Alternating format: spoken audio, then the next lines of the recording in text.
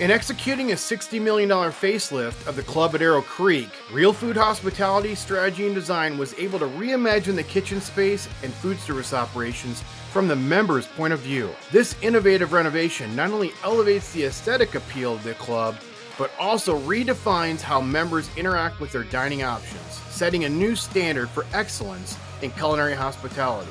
Welcome FCSI member Peter Bryant to the Art of Culinary Spaces as we explore the creative vision behind this remarkable transformation. Well, Peter, thanks for joining us today on the Project Showcase podcast. Today we're here to talk about the club at ArrowCreek in Reno, Nevada. Just like we start off every other episode for this series, I always ask, how did this project come about for you guys? So we were brought on by the new owners that came on, Gene and Ray, Conrad. Again, they were members of the club, and they kind of took a shot and bought the club. They kind of found us within Troon in our orbit. We were originally kind of brought on just to look at the food and beverage concepts they were proposing for these spaces. Until our team got, we were showing the plans for the existing kitchen and what they were planning to build out. It didn't really meet what the club was going to do, from both breakfast to lunch to dinner service and breaking up the spaces. It wasn't really shown on the plan how they were going to live out those functions and different food beverage offerings they were planning. So let's start with that, because I love this story as a consultant. Sometimes you have to deliver critical or bad news. So the kitchen design you inherited when you first got in, I'm not sure it doesn't matter who it was done by, but it was obviously the kitchen was a critical aspect of this renovation and the food service operations that the new owners were trying to project out to this membership. When you came on board, like you said, you had to deliver bad news that their preliminary plan was not going to work for flow, for space, whatever. What are some of the major changes you had to make to the original kitchen plan that they had, and why were they necessary? What did you have to change and why? Yeah, so I mean, the biggest goal with the renovation, again, it was a $60 million renovation for the club, very big renovation. To really bring all the food and beverage spaces up to this century. Um, in a lot of ways, the design was undersized. To talk about, they have a catering space that's ready for 500 people, and the Wow. kitchen that they had to do it out of the specific catering space was just very undersized. There wasn't enough plating space. There wasn't enough storage and banquet needs. That was really just from the catering side. The dish room was undersized. There was obviously initially a pizza oven in the front of house, believe it or not, of the kitchen, and there wasn't any support for it. And there Oh, wasn't wow. any, here's how you can do different dishes off of it. It was just kind of very driven by being a focal feature in the front of house, but there wasn't enough support around it. And so Okay. by expanding the kitchen footprint, we got more cold storage, more dry storage, more catering space, obviously within the banquet kitchen, but then gave them a real kind of loading dock receiving area for the space that they desperately needed. Knowing the large events they were going to do, time and time again in the space. And when you got this space, for people that are just tuning in, the club at ArrowCreek was struggling really badly and financially in 2018. So then Ray and Gene Conrad come in, they buy this. They were members of the country club. They come in, they decide they're going to buy it. You had your talks with them, like I said, initially you had to tell them bad news, but what was their vision that they had for this club to revitalize it? Really to create a destination and a club that, members would seek out in Reno. It didn't have that kind of presence before. There was a pool bar and a grill off of that, but there wasn't that wow moment in the food and Yeah. beverage scene that they didn't have that previously. So that was, a big piece for us of, let's have a wow breakfast program with an awesome coffee bar. Let's have, the kind of multi-day part central bar. That was on the plan, but there, was different, a menu offering that was going to be coming out of that previously Yeah. to us coming on to the project. Now, one of the features that really stands out when you look at the pictures and you read the article about it is the double-sided hearth oven that you guys just put in. How did you integrate this piece? You just mentioned a little bit that originally that wasn't being used properly. How did you integrate it into the kitchen operations, and what impact did you were you able to show them by how much it does besides pizza? Because that's what a lot of people think a lot of times. And what impact has had on their culinary offerings? Yeah, so let's start by calling it a hearth oven, right? It's a Yeah. hearth deck oven. It can do anything you want in there. Our main goal was to make it the focal point of the kitchen, but also the central piece of the production kitchen, but also Yeah. prep, and then to also function as kind of their cafe lunch Okay. component and an ability to kind of cook out of that on both sides. So making it a central piece in the kitchen. Again, you're looking through the outside windows, from the dining room into it. You see that as kind of the focal point.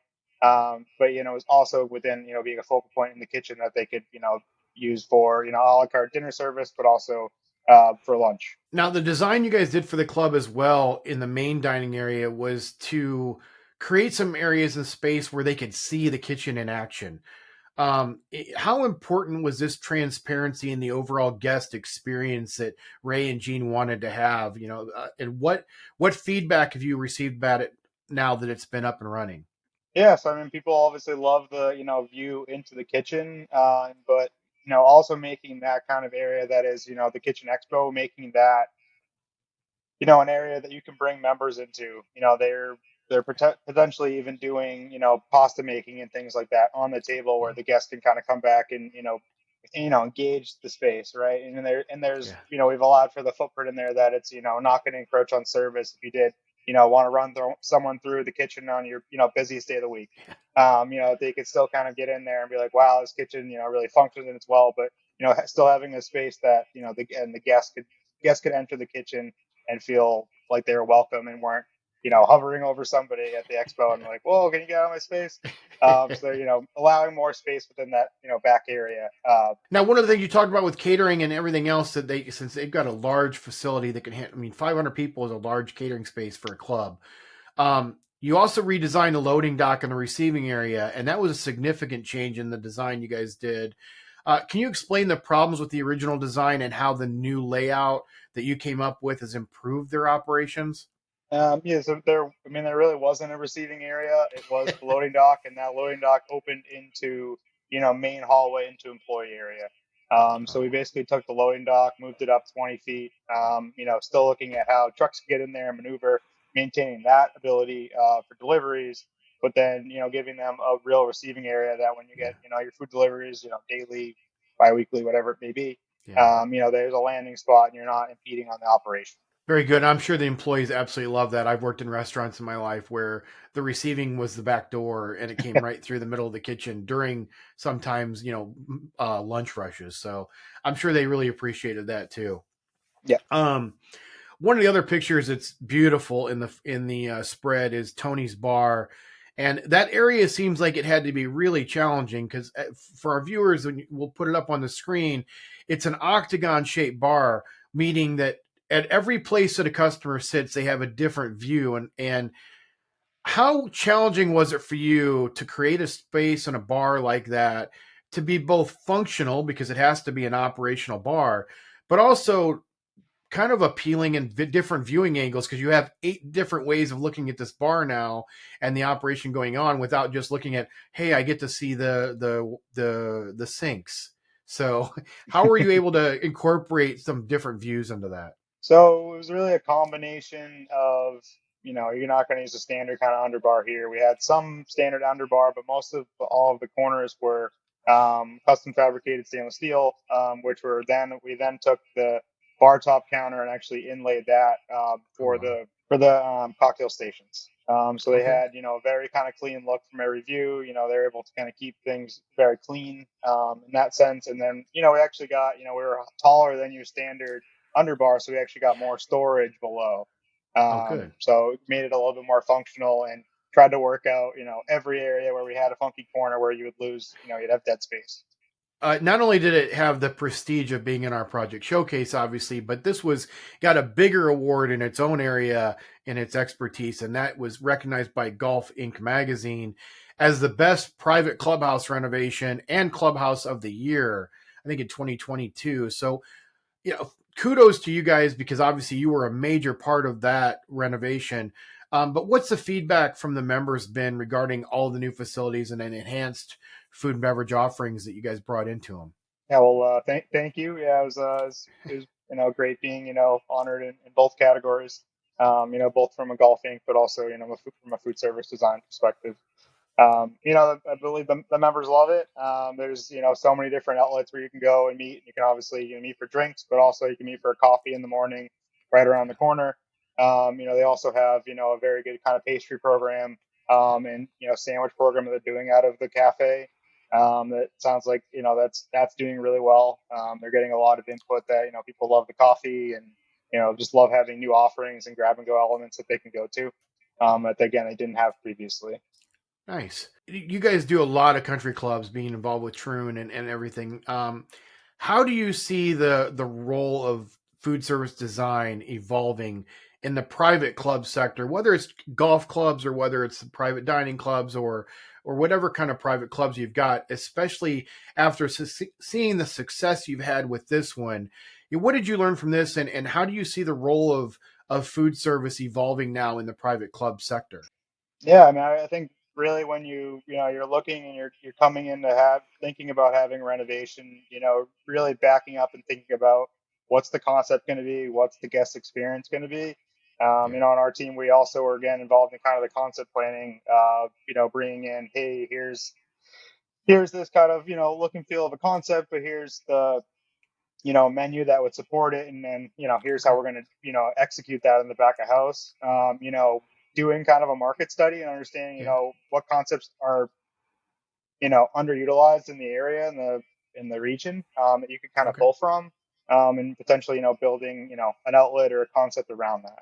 I always like to throw this question at everybody, especially you designers that are out in the FCSI world, and that is, given now that it's out and it's been operational, I love to go back in hindsight, because it seems like you guys are always so hypercritical of the things you do, even if it's successful.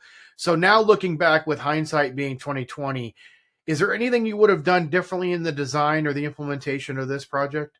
Again, coming on so late to the game, we did everything we could. Certainly, maybe change the shape of the bar. No. um, No, I mean the way the master plan was laid out, everything was great. I mean, just getting again more square footage in the kitchen was super beneficial. If we couldn't have gotten that space, it would have not been a deal breaker, but it would have been a Yeah. challenge to operate. Yeah.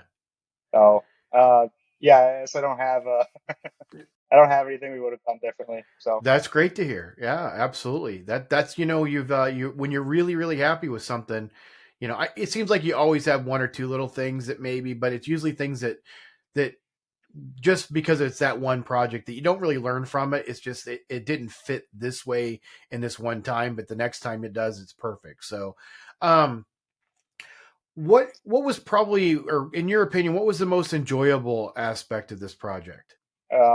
getting out to site and turning around and looking at the where the bar was going to be and the golf course kind of backdrop and mountains behind it. Yeah, It's really just stunning. yeah. I hope to get out there and golf sometime soon, There you go. and and hopefully enjoy some food at Tony's and then the restaurant. Nice. Yeah, Let me know. I'll meet you out there. We'll hit up the golf course and the let's country do it. club. How can the public find out more about you and Real Food Hospitality strategy and design? You can go to our website at rfhsd.com. You can learn a lot more about our team there, and a lot of the other projects that we've actively working on. So looking forward to the next showcase submission as well. Me too. Me too. Well, that's all I've got for you today, Peter. Thank you so much for joining us today on the show. To learn more about this project, to see the pictures, the blueprints, visit our website at fcsita.org. Here you can view the project showcase publication and past editions. You can watch more podcasts featuring our consultant members, learn about FCSI membership, but most importantly, how an FCSI consultant can help you in your next project. Thank you for joining us for this edition of the Art of Culinary Spaces. We hope this conversation has sparked your creativity and inspired new ideas within the world of food service design and planning. Make sure to hit that like and subscribe button so you don't miss out on all of our future podcasts. Stay tuned for our next episode, when we explore another groundbreaking project and exceptional design from FCSI members that are transforming the culinary landscape.